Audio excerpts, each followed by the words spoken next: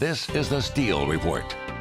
This week on the Steel Report, we'll talk about Grow Cedar Valley, your local economic development organization, working hard right now to get key information out to you during this health and economic crisis. And our show begins right now. Now from KWWL, this is the Steel Report. And right now, I'd like to welcome to the Steel Report Carrie Dara, who is the president and CEO of Grow Cedar Valley here. And we're going to be talking a little bit about the local economic impact of the coronavirus that it's having right now, because obviously, Carrie, number one is health concerns. Absolutely. That's absolutely number one. But number two, or at least a close second, is the economic impact that this crisis is having, because it's a health crisis and now it's quickly become an economic crisis. So from the standpoint of Grow Cedar Valley, we saw you on one of the press conferences not too long ago. What's your big concern here locally right now? Sure. Very good point, Ron. So we know that this is a health and safety crisis, number one by far, but very closely behind them, almost neck and neck. It's an economic crisis for many of our small businesses and existing businesses around the Cedar Valley. So this is not a surprise to anyone, and I think the information that we'll discuss today and share is available throughout our organization. Certainly that's what we're out here doing. But people learn and process things and absorb information in different ways. So even if you're hearing something 3 times or 4 times, there may be one of those times that resonates and makes a lot more sense.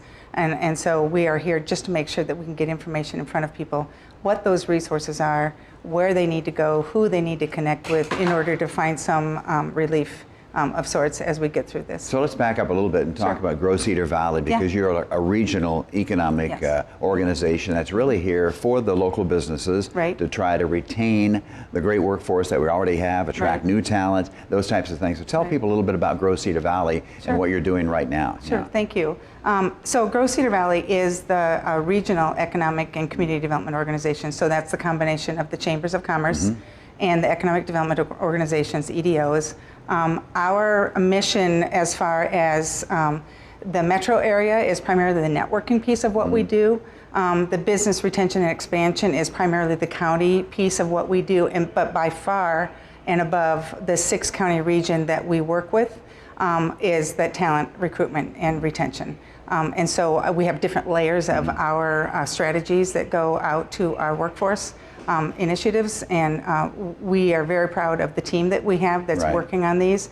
And we very quickly, within the last 3 to 5 years, made that workforce piece a priority, because it's the number one thing we hear from our businesses. And like we talked about this earlier, Will Frost does your, he concentrates on talent. Steve Furman concentrates on the very important legislative side of that, because a lot of things are going to be happening always in the legislature. What is your big concern right now? I mean, we have a lot of businesses closed still, and probably will be closed for a while. That hurts. It does. It is. And we, in addition to our small businesses that have been here for a while, we've got some startups that are just getting going too, and a lot of innovation going on that we've really been cultivating with the help of the state to make sure we can be one of those innovative sectors of the state. And so we need to do our best to get in front of them with the help. Resources will be coming from the government, we know that. But I think it'll be far and above the community resources that come together, as we've seen some already, that we really need to accentuate and really layer on top of some of the public sector resources that are coming. I know we've seen social media posts, and I know you have 2 of the folks that are going to their favorite establishments and have carry out, and you know, they can't have restaurant facilities there, but they can certainly continue to make the products and the food and meals that people love and are accustomed to, and those are ways that we can support them. But that needs to be compounded with other things. So again, we need to do those things that can layer on top of other resources. But so for you to answer your question, our concern is to make sure that we can help however we can, and with whatever resources are out there, to help our businesses get through this, keep their head above water, so that we all know that recovery is coming. It will come differently to different people and possibly at different times. But when recovery gets here, we want to be ready to go to help really get things launched. Now you mentioned you serve 6 counties. I noticed earlier this week, in fact, I posted a story on kww.com how Main Street Waterloo and Experience Waterloo had made up an actual list of all the businesses downtown, all the 28, there are 28 restaurants just in the heart of like downtown Waterloo that were offering carry out or delivery, or, you know, or anything like that. So I'm hoping all the local restaurants and establishments that are open will let us know about that so we can get that out there. So that's one thing, but some of the businesses may not make it, and that's a big concern. So these Small Business Administration, I know if you're going to get a regular loan, that can be a pretty difficult thing sometimes. Sometimes now the ease of regulations might help, right? Right. And I think you just touched on a couple things. So SBA, Small Business Association, is a federal agency. We work with Jane Armstrong, who is the state director for SBA, closely. And the lessening of restrictions is going to be helpful for them. And so as you identified, it's sometimes a cumbersome process. It's become less cumbersome, and just today we learned of 2 areas that are going to be relaxed for SBA applicants. Number 1, you will no longer need your tax return for an application. You don't need to attach that for an application. And number 2, they're not, I think this is very important for folks because this is a risky environment, you're no longer required to put your personal assets as collateral on the application. So those are and those are just like within the last, we've just been informed within the last 4 or 5 hours. That's huge, not having to use your personal collateral, I mean, personal belongings and things. Iowa Small Business Relief Program that the governor announced earlier this week. How do you think that will trickle down here in the Cedar Valley and help people here? Well, one of the things that we know that Small Business Assistance Relief Program from the state identified their resources to go to businesses considered small businesses between 2 and 25 employees. We've since learned, because we have several sole proprietorships and small businesses that are employee-owned, owner-owned, without other employees. And so there is some language in there. I think there is some, I know there is some fluctuation in there, so folks that are sole proprietors can get in line and fill out those applications too. And I just want to reiterate that a lot of those areas of concern, a lot of those issues that we've discussed and that other people may come up down the road, a lot of that can be identified in looking at the website, the state website, that is iowabusinessrecovery.com. I know you've shared that before, but again, people hear things at different times and there are different contexts of information that it'll stick with them and resonate even more. So iowabusinessrecovery.com. And that is the state association, or the state website that handles the IEDA, Iowa Economic Development Authority. Debbie Durham leads, as well as she leads the Iowa Finance Authority. So those 2 agencies and anything else coming out of the governor's office, you can find specific information on that website. And we've had a lot of several emails about John Deere remaining open, and as I understand it, John Deere is an essential employer because of infrastructure. So that, and that's, I understand what you've known, and that's really important to clarify, because we've had that question too. So why are some organizations or manufacturers specifically having employees continue to work while others are having them work remotely if they can, and not all can? So with Deere, many of their office, so to speak, folks that aren't on the factory floor are working remotely, and those that do need to be part of that, as you call the essential infrastructure.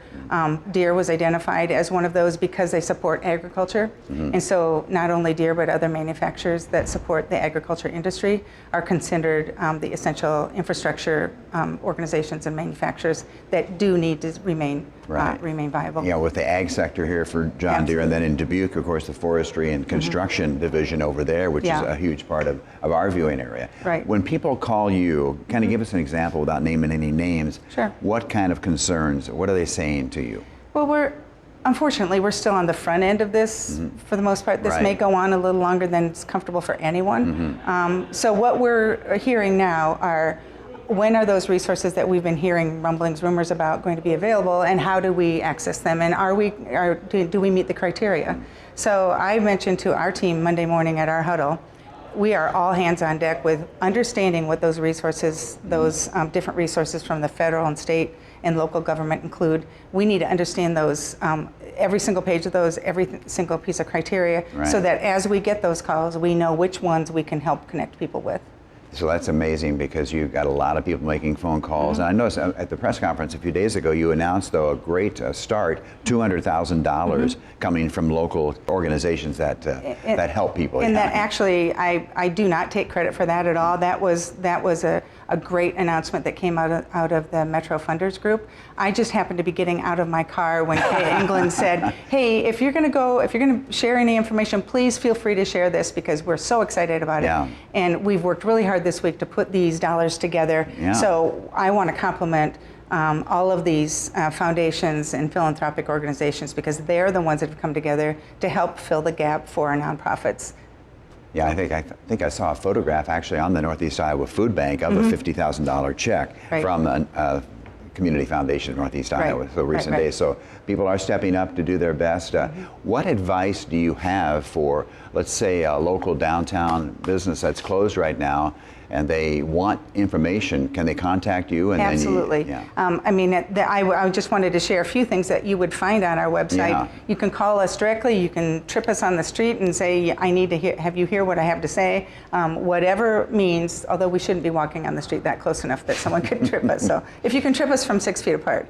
But no, on our website, we have, in addition to what I've already mentioned on the Iowa Business Recovery information, that's all on our website also. In addition, all of the SBA information, we've got both the updates from Governor Reynolds, Director Durham, and Deb Townsend from Iowa Workforce. We also have, though, that you can scroll down on our resource page, and there are steps on insurance guidelines, that unemployment insurance guidelines that employees need to know, and employers. Because for some employers, it might behoove them, as well as their employees, to help them access some of those unemployment dollars right now, knowing full well that things will pick up and there'll be a recovery that they can rebuild. One thing you mentioned before we started our interview, you wanted to talk a little bit about some of the unintended consequences of working remotely. What did you mean by that then? Well, you know, I've been working with a great mind. He's been kind of a good friend and executive coach for me, Steve Hopkins out of Michigan, and he said, you know, Carrie, this is really like a crisis within a crisis. So the crisis itself is this unfortunate, horrible coronavirus, COVID-19. But the crisis within the crisis are how that's impacting, obviously, our businesses, our economy, but our employees, and our relationships. Because we're all about a community that we're all about events and networking and getting together and sharing good news and coming together when unfortunate things that we need to get fixed.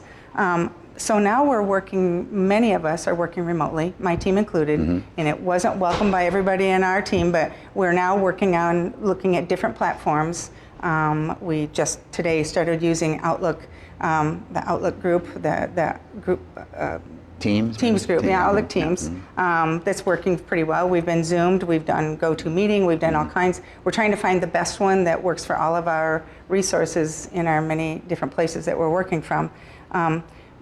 But I would say that, I said this to one of my team members this morning, you'd think that since I'm working from home, I'd have all this time to get these articles written and all this stuff. But I've been on webinars, I've been on conference calls, and if I typed faster, maybe I could communicate faster, but it's not, I'm a verbal communicator, obviously. And so these aren't necessarily more efficient for people like me to work remotely. I just as soon hop up and go to Aubrey's desk and say, did you think about this? We should probably push this post out. And so it's adding a lot more layers of communicating. But I would tell you the most important thing we need to recognize as employers and team leaders and team members is this is a time when you don't see body language like you used to. You can't read people's faces as much as you could kind of read what they were saying or what's on their mind.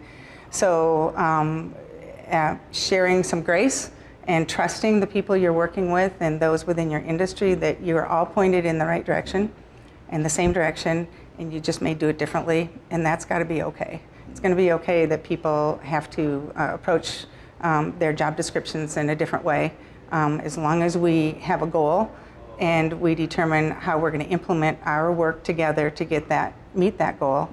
It's going to look different. And so, as you mentioned, we talked about it last week at the county briefing. But keeping in touch with your teammates is important, especially as a leader. Communicating at least daily, even if it's just a quick, how are you doing, or how is this project coming, or where are you on this project? Because there's still accountability that needs to be provided as you work remotely. and expected. So I think the danger of not having those continuous either platforms or ways to communicate on a regular, if not daily basis, is the isolation that your team members will feel. And we know that's happening with people across the board for a lot of reasons. And we look at our senior communities that are not able to have their family in as they're expecting, but they've had those organizations have had great success at bringing virtual conversations and having certainly their employees that are internal are spending a lot more time interfacing with the folks that might have a time of isolation that is not expected. So, you know, there's no magic bullet here. I would just say that this is an outcome of working remotely, but we have to. But what's interesting is that I wonder if when we get through the recovery and we're on the other side of that, if some of this virtual and remote communicating and executing might not become, as it should, becoming more comfortable as we go through this, it might, and maybe it'll stick, and maybe these will become some of the new trends in how we do business and how we communicate with our stakeholders and our customers. So I think there are going to be opportunities once we get through this crisis. All right, thanks, Kara. We're going to take a break here, as we always do here on the Steel Report. All of our shows are online on kwwo.com. We're coming right back.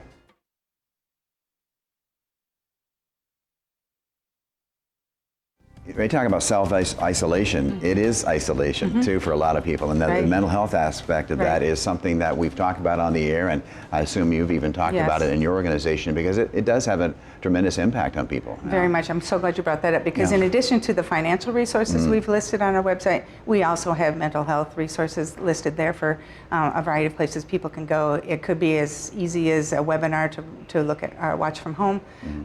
It could be a phone call. It could be all kinds of different kinds of conversations that you can have. But one of the things that you may see if you get on our website or if you're on our social media page, while we know this is a really, really serious time for people, we also know it's a very human time, and we want the folks who are our stakeholders in our community to know that while we're taking it very seriously, we're also human, and we've got to have a bit of levity here where everybody's going to go crazy. So you may see pictures of our furry friends with us as we work from our remote places.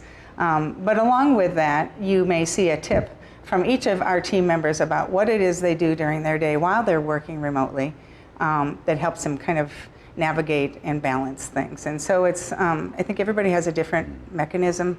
For me, I have to get up and go for a walk, keeping my distance from all of my neighbors. But for others, it's getting on the phone and talking to friends or family and making sure you just are away from both work and the crisis for a few moments so that you can kind of balance everything. But this is a consuming time. It really is. And it will be for a while. And we just need to know that we will recover, and we will be alongside our businesses as we get through that recovery. You know, you mentioned the businesses. A lot of people might want to know how many businesses are actually part of what used to be the Chamber and Alliance, which is now Grow Cedar Valley. So tell a little bit about how many local businesses in the 6 counties you serve. Thanks. Well, of our investors that help us do what we do financially, I mean, they help with their financial investment, we have about 800. Wow. But I will tell you that our goal, and actually our commitment, is that we work with all businesses, because if they need our help, we are there to help them. And that's what our municipalities expect of us. And we are there, we have to exist, we have to survive, we have to have folks that recognize our value and help us by investing. But regardless, we are there to help whatever business needs help. So if somebody goes to your website, all of this information that the governor has been releasing out on all these briefings every day, all that information is available right at your website too, right? And if you go to growcedarvalley.com, there's a banner right across the top of our homepage, and it says COVID-19 resources here, and click on that, it'll take you to, and so how we've formatted it, everything at the top of that page that's kind of highlighted in red or bullets, that's new information that's come in maybe in the last couple days. Okay. And then everything underneath it is ongoing information, static information that we just know is really important for people to be aware of. But many of those, like the SBA update today, many of those resources change. And as you know, Lisa in our office says, this is a very fluid time. Lisa Scuball, you're talking about, yeah, one of your long-time loyal employees. Yeah. Well, exactly. I mean, she's been in this industry for over 20 years, and I don't know that she or any of us have ever seen anything like this, but we are there to make sure that we can provide whatever resources that are available, or connecting people within their industry about other best practices. So it may not be, hopefully there are some public dollars that can help our businesses, but there may be some industry dollars, or not dollars, but resources that could really help our folks, like I said, keep their head above water so we can get through this. One of the things I know that I'm really concerned about, and I know a lot of people are, because for the first time in their lives, some people are going to be filing for unemployment. Right. And so let's say I say, oh, I don't know how to do that. They could come to your website, give you a call, and you could send them in the right direction. Yeah, I mentioned that earlier, but just so you know, there is a link on our website for unemployment insurance guidelines. And we'll show that right now, as a matter of fact. Okay.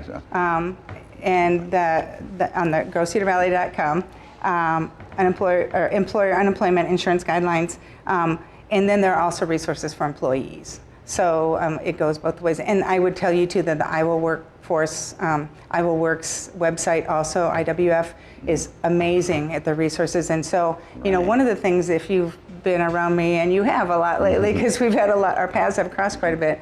Grow Cedar Valley we recognize that we don't own all this. We didn't create all these resources, but our responsibility is to make sure that we can package it and get it out and get in front of the people that need to know what's going on. So we partner with the Iowa Works office here locally. We attend the seminars and the webinars that Deb Townsend provides at the state level. We are in constant contact with IEDA for a variety of reasons, and their resources are huge. So our ability to be valuable here is to make sure that we can look through all those resources, see which of those are good connections for the businesses we have, whether it's during this crisis or before, or it will be after the recovery too. It's our role to make sure that we make those connections so people can grow. Hence Grow Cedar Valley. Okay, we're going to take one more break real quickly here and wrap things up here with Carrie Dara of Grow Cedar Valley. She's the president and CEO. Remember, online on kwwl.com. We'll be right back here in just a moment.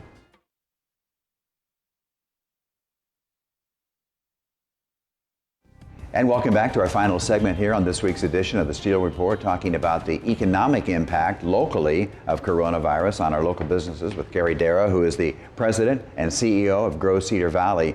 And your website, I'm just amazed, has a tremendous amount of information. We've been showing that throughout the segments here today, but that's valuable information that anyone, like you say, you don't have to be a member of Grow Cedar Valley. Nope. You're still there to help them, right? Absolutely. Yeah. And I need to give a shout out. You acknowledged to a couple of our team members. I mean, everybody in our team, like I said, it's all hands on deck, but Erin Jarnigan and Aubrey Taylor, excuse me, she used to be Aubrey Taylor, she's now married Aubrey Green.